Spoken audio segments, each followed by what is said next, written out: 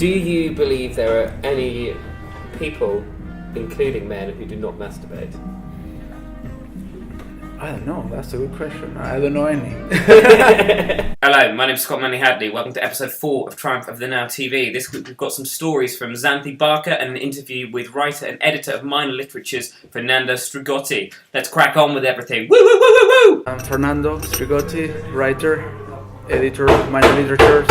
I do some contributing work as an editor for 3am magazine and Numero 5. And you just had your book published? Yes, Dysfunctional Males came out on the 28th of February. It's an American publisher called La Casita Grande, whose mission is to publish Latino writers. I mean, it's not necessarily a label I thought about before, but it makes sense. What I want to do is to widen this idea of what is Latino literature in the USA. Would you describe yourself as a Latino writer? Before, would you have done before this? Probably if I were in the USA I would, because there is like a milieu of people who work in Latino literature, and you are quite, being Argentinian in London is not very common. So there is no group. In the USA I would say, I assume that identity quite happily. But why do you feel people are more likely to join together due to national cultural ideas in the US rather than here? Probably because there are more people. Yeah, it's a matter of distance, you know. Not many people come from Argentina here. I mean, there are many, I know, but I don't know many writers. There is certainly no group of people working together or no publications that group us together, so we're quite a bit on our own here. In the USA there are more niches where people fall, you know, and start to make things happen for themselves together, which could be good and it can also be bad. And I quite enjoy it not being really visible in the UK, but also it can make it quite a lonely experience, you know, being a writer. So both quite freeing, but also... Yeah, it's harder to get your work read because there is no... If there's a movement behind you. Yeah, it helps. I'm quite in favor of movements in a way, but I don't think there is one in the UK where I could fit. It had to be an American publisher who took this book. I'm playing around with structure in this episode. We're now going to cut to a story from Xanthi Barker, then we'll come back to more Fernando Sdrigotti after that. If I was you, I would do all kinds of things, like make conversations with strangers, or half strangers, or friends that didn't make them want to run. Like telling a good joke at a bar instead of asking questions nobody wants to answer, like, what have you been up to? Or, did you know my dad just died?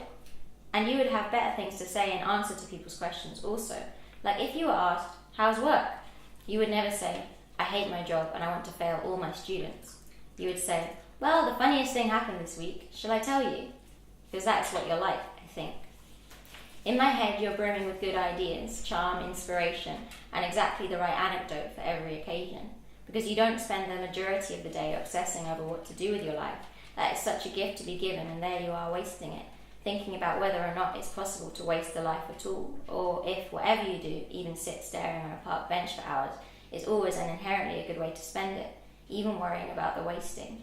It is, after all, and cannot be otherwise, one quality, being alive, with different moods, but ultimately the fact of creating a mess with your consciousness whilst your body goes on making glucose and carbon dioxide and hormones and stuff out of oxygen and carbohydrates. No, once again, I've started the wrong conversation.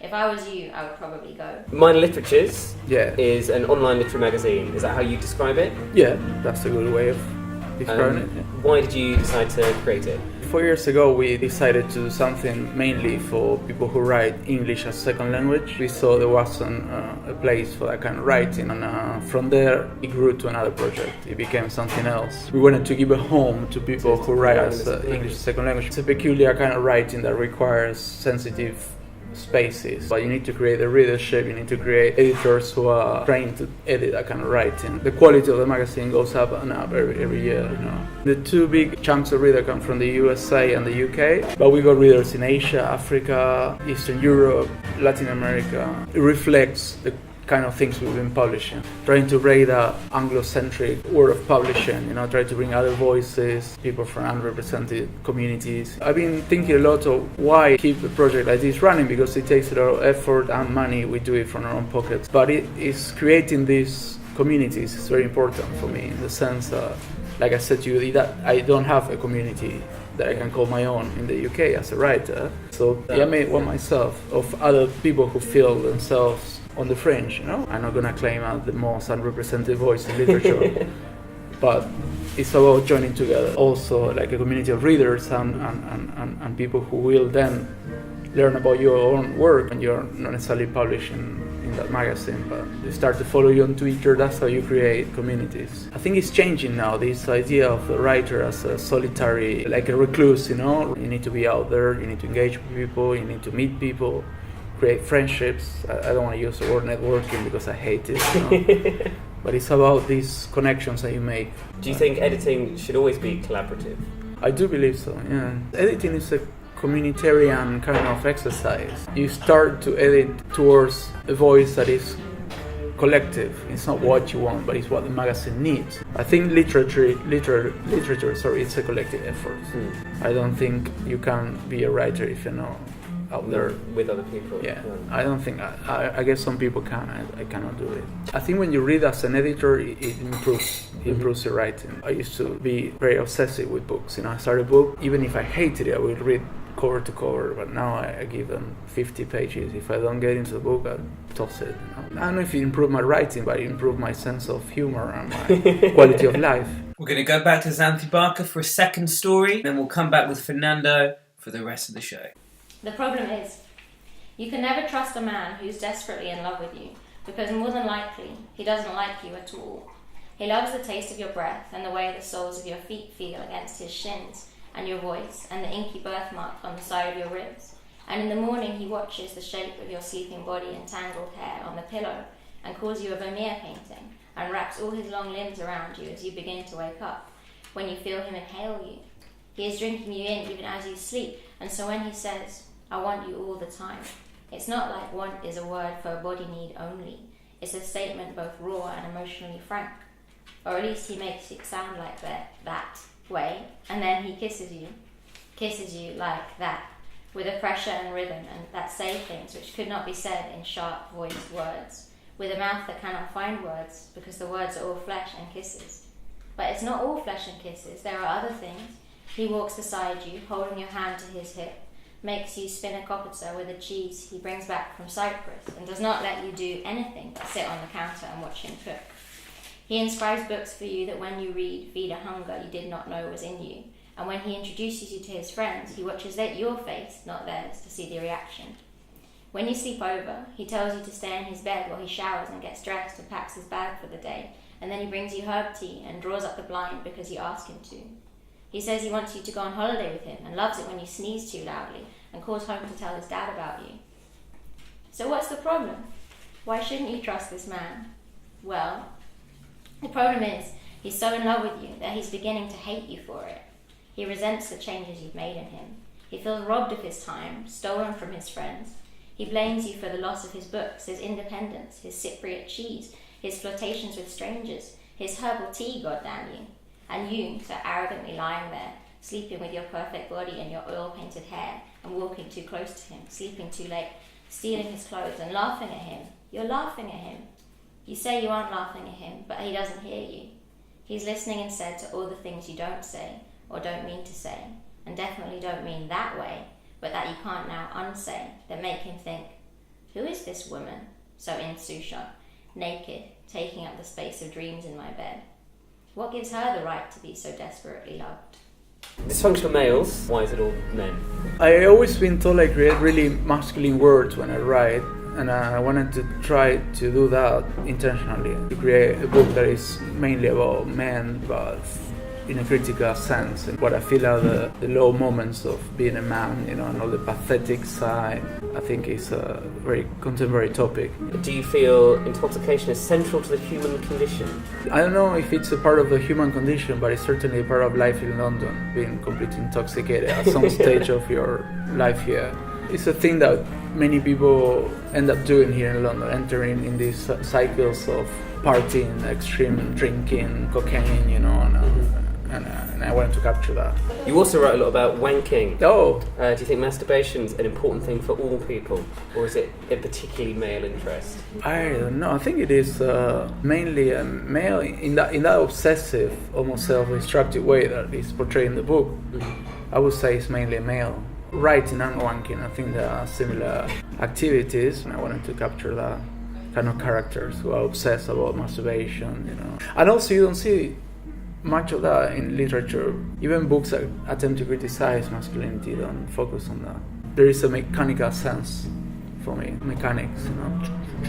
Do you think people care more about coming or being intoxicated? Being intoxicated. In London, yeah, it's amazing. I had a massive change of paradigms when I moved to the city. You know, everything seemed to orbit around this, but not to the point where you enjoy it, where you get wrecked. I think London is a very toxic city, and people find a lot of pleasure in getting wrecked, more than probably sex. It's not a very sexual city. Probably speaks more about my own experience. Would you describe yourself as a dysfunctional male? Probably not now, because I'm been married for many years. I got a child, but I certainly see the potential for that. We haven't been very intelligent in the way we manage ideas of masculinity. I think it's important, in a sense, as a man, to try to connect with other forms of sensitivity that are not necessarily standard masculine stereotypes, you know. I try not to be a prick. It's about that. That's what it comes down to, isn't it? Yeah. I saw on social media a few days ago you've got quite strong opinions on novels against short stories. Yeah. Do you want to talk about that a little bit? I think there is a really strange fetish for the novel in Anglo-American writing. What the publishers and agents want, more than what the writers are doing. Because if you want to write a novel, do a novel, whatever. Every time I send like an interest letter to a publisher or to an agent, they want to know if I'm writing a novel. There's a fetish in the size of a book. You can sell it more expensive. I don't find so many interesting novels these days, being written in English, where I do a surge of short story writing, which I've some of my favorite writers at the moment are writing short stories, and like you said the other time, and they happen to be women. I don't know why. I think it's a difference of tradition. In Latin America, who I think is the best Argentine writer, probably Latin American writer, and one of the best writers in the world, which is Jorge Luis Borges, never wrote a novel, not even tried. He would write short stories and poetry, and you get published, and they sell. Yeah. Short story books sell, and they're probably even better for our lifestyles, because you can read a story on the tube, whereas a novel demands a kind of engagement and concentration we don't necessarily have. I was in a pub on Friday trying to write, and next to me was sitting a lady reading Crime and Punishment, and it was horrible to see her read, because I see people read it and I want to see them read. It's like kind of I'm a voyeur, and she was reading the book, literally answered her text messages, and probably, I don't know if we got the concentration to read novels anymore. We're intervened by all these different messages and stimuli all the time, and I think short stories agree more with our lifestyles today. Such a burden on people to say, read this chunk of text. Thank you very much to Xanthi Barker and Fernando Sdrigotti for this week's episode. Just time for SOLIDBALD right here to sing you out. Well, my friends are gone and my hair is gone. I ache in the places where I used to have fun, and I'm crazy for love, but I'm not coming off. I'm just paying my rent every day in the Tower of Song. 1, 2, 3, 4. I said to Hank Williams, how are you again? Hank Williams hasn't answered me yet, but I hear him knocking on and on. 100 floors above me right here in the Tower of Song. I was born like this, I had no choice. I was born with the gift of a golden leotard and 27 angels from the grave beyond. Oh, they tied me to this table right here in the Tower of Song.